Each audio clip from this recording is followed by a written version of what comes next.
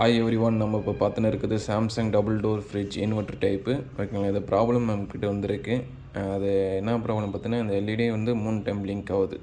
ஓகேங்களா, இந்த LED 3 time blink ஆகுனா ஐபிஎம் ஃபால்ட் வரும். அதே மாதிரி எத்தனை டைம் பிளிங்க் ஆகுது அதே மாதிரி எரர் கூட இருக்குது. 1 டைம் 2 டைம் ஒரு டைம் பிளிங்க் ஆகாது, அந்த மாதிரி டைப்பெல்லாம் இருக்குது. இதில் பார்த்திங்கன்னா இது வந்து ஃப்ரீக்வன்சி ஜென்ரேட்டர் போர்டு, இது பார்த்திங்கன்னா ஐபிஎம் போர்டு. இந்த ஐபிஎம் போர்டுக்கு நம்மக்கிட்ட கம்ப்ரஸர் இல்லை, பட் இது கம்ப்ரஸர் மாதிரி தான் வேலை செய்யும். ஏன்னா இது யூவிடபிள்யூ மோட்ரு தான்.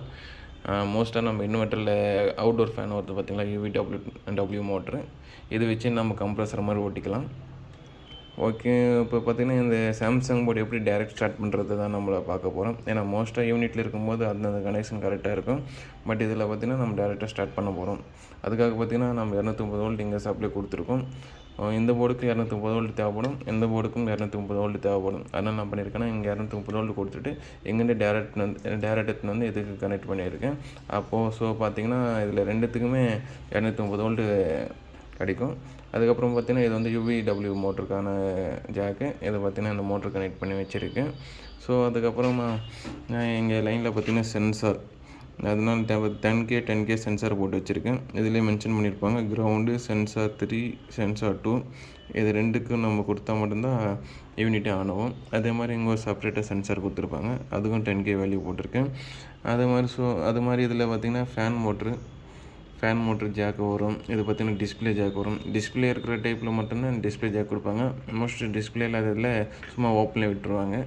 இதுலேயே மென்ஷன் பண்ணியிருப்பாங்க ஃபேனு, அது மாதிரி கிரவுண்டுக்கு, 12 வோல்ட்டுக்கு, லேம்ப்பு இதுலேயும் மென்ஷன் பண்ணியிருப்பாங்க. அதனோட ஃபுல் கனெக்ஷன் என்னென்ன எதுக்கானது. ஸோ இதனால் நான் இப்போ டைரெக்டாக ஸ்டார்ட் பண்ணி பார்க்குறேன். பட் ஸ்டார்ட் பண்ணியும் நம்மளுக்கு ஐபிஎம் ஃபால்ட் இருந்தனால நம்மளுக்கு மோட்ரு வந்து சுத்த மாட்டேன்னு இருக்குது. ஸோ ஓகே, இது மாதிரி ஐபிஎம் ஃபால்ட் வரதுனால மோட்ரு நம்ம போர்டு சேஞ்ச் பண்ணுறது பெஸ்ட்டு. எதுக்காகன்னு பார்த்தீங்கன்னா ஐபிஎம் வந்து மார்க்கெட்டில் கிடைச்சாலும் ஓவர் ரேட்டாக இருக்குது. அதுக்காக பார்த்தீங்கன்னா இந்த போர்டே உங்களுக்கு அந்த ரேட்டுக்கு தான் வரும். அதனால் நீங்கள் அந்த போர்டே நீங்கள் சேஞ்ச் பண்ணிடலாம். மற்றபடி உங்களுக்கு எஸ்எம்பிஎஸ் ஆன் ஆகலை, இதுலேயும் எஸ்எம்பிஎஸ் ஆன் ஆகலை, அந்த மாதிரி ப்ராப்ளத்தெல்லாம் ஈஸியாக ரெக்டிஃபை பண்ணிட முடியும். ஸோ அதுக்கப்புறமா இதில் இருக்கிற சென்சார் எதுனா போயிடுச்சுன்னா அது கூட உங்களால் ஈஸியாக ஃபால்ட் ஃபைண்ட் அவுட் பண்ணி ஒர்க் பார்க்க முடியும்.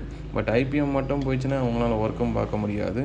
அந்த கழட்டுறதுக்கும் ரொம்ப டஃப்பு. அதே மாதிரி மார்க்கெட்டில் அவைலபிள் கம்மி தான், ரேராக தான் கிடைக்குது. இருந்தாலும் ரேட் அதிகமாக சொல்கிறாங்க. ஸோ இப்போ உங்களுக்கு நான் ஆன் பண்ணி காமிக்க போகிறேன். இந்த ரெட் எல்இடி வந்து பிளிங்க் ஆகும். மோஸ்ட் இதுலேயும் உங்களுக்கு இங்கே எல்இடி கொடுப்பாங்க, பட் இந்த டைப்பில் எல்இடி கொடுக்கல. அதனால் இதில் ஐபிஎம் போர்டில் மட்டும்தான் நம்மளுக்கு எல்இடி கொடுத்துருக்காங்க.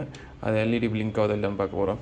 ஏன்னா இந்த கனெக்ஷன் நல்லா இருந்தால் மட்டும்தான் உங்களுக்கு இந்த எல்இடி வந்து பிளிங்க் ஆகும், இல்லைனா எந்த ஒரு எல்இடியுமே பிளிங்க் ஆகுது. இந்த பார்த்திங்கன்னா இங்கேருந்து இதுக்கு ஃப்ரீக்வன்சி ஜென்ரேட்டர் கனெக்ஷன் தான் இதுக்கு ஃப்ரீக்வன்சி ஜென்ரேட்டர். இப்போ பார்த்திங்கன்னா சப்ளை ஆன் பண்ணுறோம்.